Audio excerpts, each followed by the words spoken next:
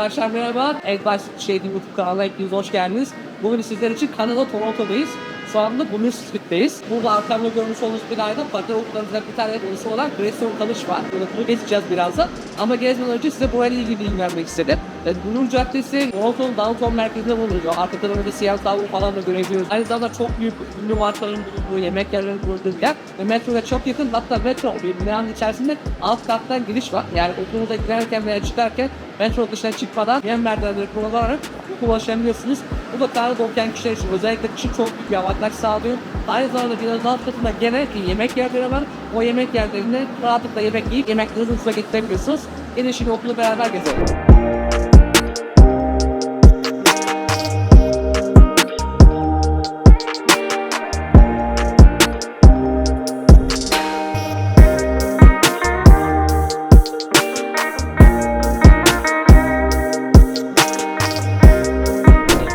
College'dayız arkadaşlar, Toronto'dayız. Greystone College kampüsünü geziyoruz. Size birazdan kampüsünde gösteriyor olacağız, anlatıyor olacağız ama bunun dışında Greystone College'da kimler eğitim alabilir, ne kadar bölümler var, bunlar da önemli. Sonuçta olmadan okulun kampüsünün nasıl olduğunu bir anlamı olmuyor. Yani Greystone College bir özel kolej arkadaşlar. Kariyer eğitimi veren bir kolej. USA Education grubunun bir parçası. Bu okulda işte IT alanlarında, business alanlarında, turizm, hospitality alanlarında kariyer eğitimi alabiliyorsunuz. Ve sonrasında eğitimin dışında, akademik programların dışında olarak da eğitim süresi kadar work permit olan co kısmına geçilebiliyor. Ve burada da çalışma izniyle beraber iş tecrübesi kazanabiliyorsunuz. Ve açıkçası Kanada'nın en büyük kurumlarından bir tanesi, kurumlarından bir tanesi. Yaklaşık 72 milletten öğrenci şu anda Toronto kampüsünde eğitim alıyor.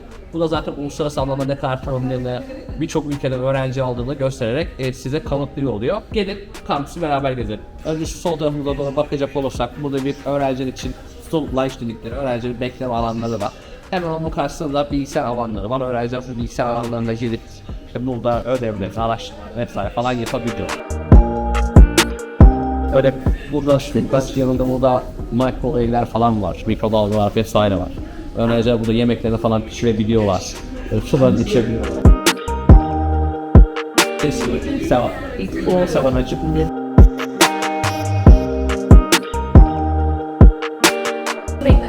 ödevlerini yerlere getirebiliyorlar. Gelin şöyle bakalım. Örnek bir sınıfı beğenmek istiyorum. Bunu da job fair'leriz olay oluyormuş arkadaşlar bu bölgede. Greystone College'ın anlaşmalı olduğu işverenler buraya geliyor. Burada ayda bir seminar düzenliyor öğrencinin işe yerleştirmek için.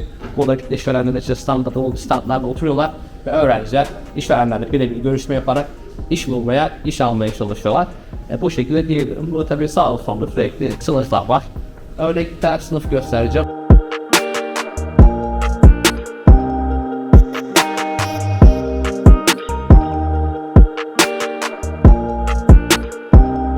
Şimdi örnek bir sınıftayız arkadaşlar. Burası Greystone College'ın örnek bir sınıflarında, küçük bir sınıflarında hatta. Ama bazıları olduğu için şey yapamadık. İşte tahtamız var, bilgisayarımız var, öğrenci masamız var, sandalyelerimiz var. Öğrenciler burada gelip derslerine giriyorlar diyebilirim. Okul servis manager, satış müdürü Lukas'la görüşmüştük daha önce. Ben de gördüm burada öğrencileri. 72 milletten öğrencinin olduğunu söyledi ki bu gerçekten çok güzel bir şey kültürel anlamda. Farklı kültürden insanları tanıyorsunuz. 72 farklı ülkeden insanın burada eğitim alıyor olması gerçekten Greystone'un ne kadar uluslararası bir kurum olduğunu gösteriyor. Bu da çok büyük bir artı bence öğrenciler için.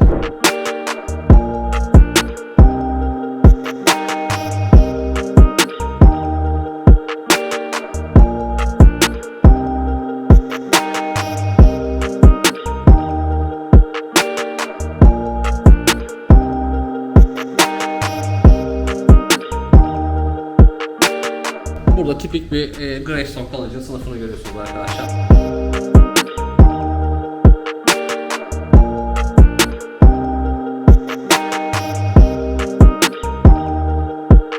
Burada co-op ofisi görüyorsunuz arkadaşlar. Bu co-op ofisine öğrencilerin eğitim zamanlarında part-time, eğitim sonrasında full-time çalışmalarını sağlayan program ismi co-op oluyor.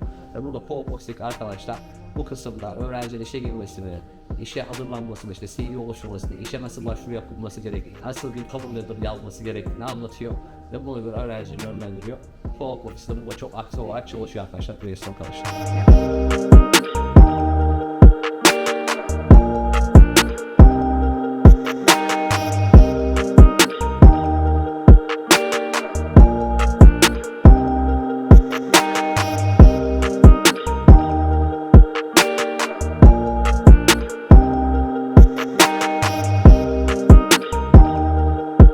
yanımda Lukas var. Kendisi satış müdürü Kanada Greystone College'ların. Kendisiyle ufak bir görüşme yapacağız. Sizin için soru soracağız. Hello Lukas.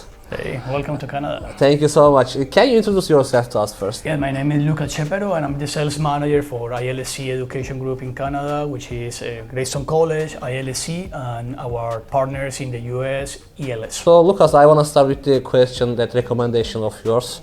So like, what are your recommendations for the people who comes here firstly, like unexperienced people? Yes, understanding that the level of English in Turkey sometimes is the challenge, when they come to Canada and they're looking for a job. And only the diploma programs give the opportunity to have the practicum, the co-op. We have a very unique program that is a customer service and it's a language program under a diploma structure.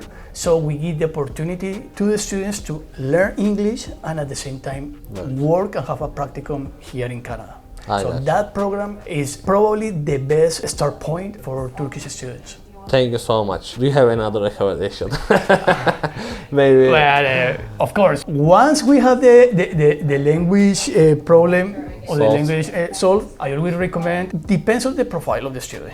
We can't say that all the students are going to be good in IT or all the students are going to be good in business. So what I was telling you earlier, very important to understand the business structure of every city. Vancouver is our Silicon Valley. And the technology becomes, very important from Vancouver, going to Seattle, then going to Portland and ending in the Silicon Valley. So all the Pacific, Northwest is good for these people that have the IT profile. Then Toronto is a big place for banking, business, technology, but it's more competitive here.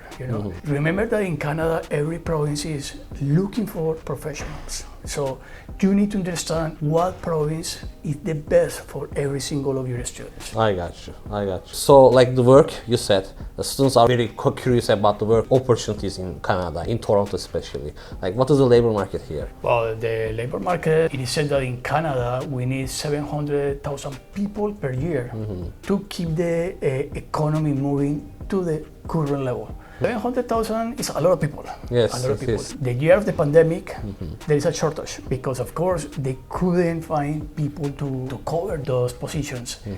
Right now, even the public sector in Canada is suffering the shortage of professionals. If you go to an embassy, there are no people working in the embassy, and for that reason, sometimes the visas take longer. Yes. And then, something that we were mentioning earlier as well, the Turkish community is becoming bigger and more specialized, more professional. People from Turkey are coming to Canada. That opens a bridge between Canada and Turkey, very important because salaries are better for the Turkish community. The use of the language is important, Turkish with English. So many opportunities. Thank you so much Lukas. Evet, yani burada işler hakkında sorular sordum ben Lukas'a, hani nasıl öğrenciler iş bulabiliyor mu ya da hangi sektör daha iyi falan. IT sektörünün önünde olduğunu söyledi. Türk öğrencilerin gittikçe burada sayısının arttığı için daha fazla Türkiye ile Kanada arasında bir köprü kurulduğunu ve daha fazla iş fırsatlarının doğduğunu söyledi. Bu da Türklerin çok olmasının bir avantajı olarak kendisi iletti bize. Lucas, we have one more question. Are those students who failed finding job in Canada? Like, do they often find job easily? Do you have complaints about from students that they couldn't find a job? What is the percentage, let's say? I always say that we give all the tools to the students to succeed. Yes. But not everybody use the tools in the same way. Everybody needs to have the co-op and the practicum if they want to graduate. So all the students have a job. Okay. And we have a very dynamic, and a very unique co-op office. And they're always looking for that opportunity for that specific profile. So I will be concerned if you don't find a job, because it really, yes. It's a very open market. Yes, this is something they're curious about, so that's why I wanted to ask. Of course, you need to be upfront. We teach the student how to use social media, not to hook up, but to find a job, Yes. And how to meet people in your field, It's very important. Yes. Very, very important, because when you come here, you don't have that network like you have back in Turkey. So we tell them how to move, how to navigate, their life here in Canada. Okay, Lucas, we have one more question. What is the living expenses as a student in Toronto? Like, average, of course it's not the same for all. Do you want to go in that? Like, let's say I have a room, not the house by myself. I have a room and then I'm studying at Greystone College. Like approximately how much should I need per month? That's obviously a key question, and obviously all the students need to estimate it, you know, to organize their money when they come here. I am going to say something that I always tell the students in Latin America, Western Europe. Don't think about how much you have to make in the Turkish lira. You are going to come to Canada, you are going to be working in Canadian dollar, your life is going to be in Canadian dollar, so always start to think in Canadian dollars. Now, to answer your question, minimum wage. $17 an hour average. You are allowed to work 20 hours per week when you are during the academic term. Obviously, students work a little more. That means that they can make maybe after taxes $1,400 in their pocket. With the $1,400, what can they pay? The room average $800, $900.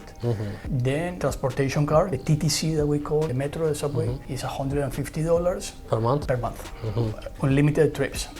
And then the rest is maybe for food, you know. Yes. 1 beer, 2, no more than 3 because it's not going to be enough. Yes. Then I always tell the students, you are investing in your education, you are investing in your future, you know. So maybe right now it's difficult at the beginning, but during the co-op, you are going to be working 40 hours. That means that you have good, you know, economic understanding of how to deal with your money, with your finance. You can actually save money to pay for the initial investment that is the tuition. Thank you so much Lucas. Thank you for answering questions. Arkadaşlar bugün Toronto'daydık. Greystone College'daydık. Sizin için okul satış müdürü Lucas'a sorular sorduk. Görüşmek üzere. Kendinize iyi bakın. See you.